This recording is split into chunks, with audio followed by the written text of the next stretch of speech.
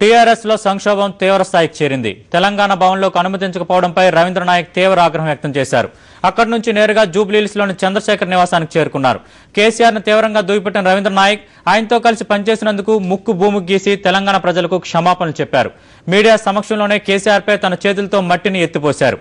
తనపై దాడి చేసినందుకు జూబ్లీహిల్స్ పోలీస్ స్టేషన్ లో SC/ST యాక్ట్ కింద కేసీఆర్ పై కేసు పెట్టారు.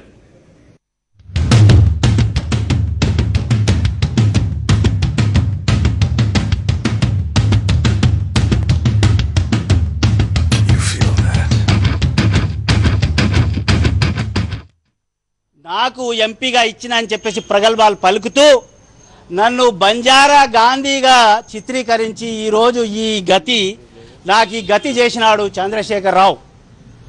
బంజారా గాంధీకి జరిగినటువంటి యొక్క పరాభవం ఇది.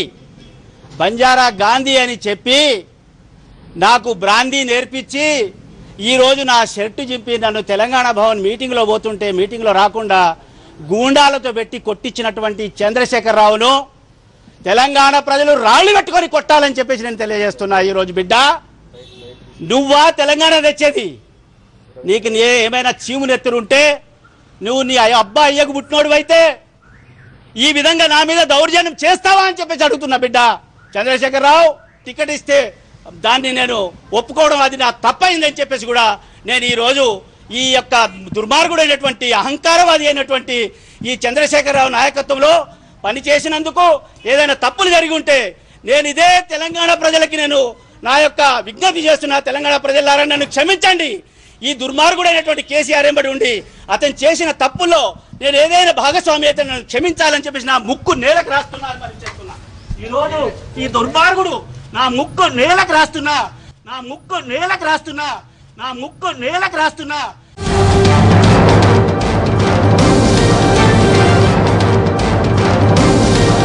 ఈ దుర్మార్గుని ఎంబడి నేను ఉండి మీకు ఈ తెలంగాణ సాధనలో చేసినటువంటి మిస్టేక్స్ ఏవైతే ఉన్నాయో దాంట్లో నేను పాలు పంచుకుంటే నన్ను క్షమించాలని చెప్పేసి మీ అందరికీ పాదాభివందనాలు చేస్తున్నా.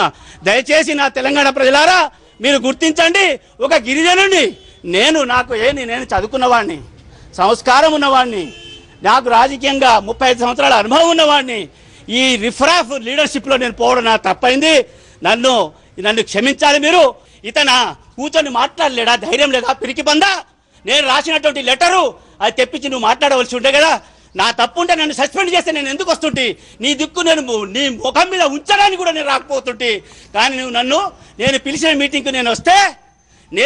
మీటింగ్కు ఆ మీటింగ్కి నేను వస్తే నన్ను గూండాలతో పెట్టి నా యొక్క ఈ యొక్క పరిస్థితి చేస్తావా? ఇది మొత్తం తెలంగాణ ప్రజల యొక్క బట్టలు చించినటువంటి నువ్వు నీ లాగు అంగి ఊడదీసి నిన్ను తన్ని ఎల్లగొడతారని చెప్పేసి కూడా నేను ఈరోజు నీ కుటుంబం సర్వనాశనం అయిపోతుంది. నీ మీద 3 దోషాల